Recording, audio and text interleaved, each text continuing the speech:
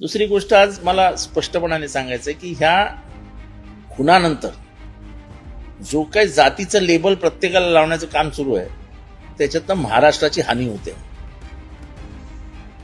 म्हणजे कोणी मराठा म्हणून बाहेर येतंय, कोणी वंजारी म्हणून बाहेर येतंय. हा माणुसकीचा लढा होता आणि एका मृत्यू पडलेल्या प्रामाणिक माणसासाठी सगळे लढत होते. तो कुठल्या जातीचा होता म्हणून आम्ही तरी लढत नव्हतो. आणि समोर खून करणारा होता, खंडणीखोर होता म्हणून त्याच्या विरुद्ध आम्ही बोलत होतो. त्याची जात आम्ही बघत नव्हतो. जे कोणी जातीचं लाबल लावून संतोष देशमुखची लढाई लढतायत ते महाराष्ट्राचं नुकसान करतायत असं माझं स्पष्ट मत आहे. कारण नसताना ह्याला जातीचा रंग लावून आपण गुन्हेगारांच्या भोवती सहानुभूतीचं वलय तयार होईल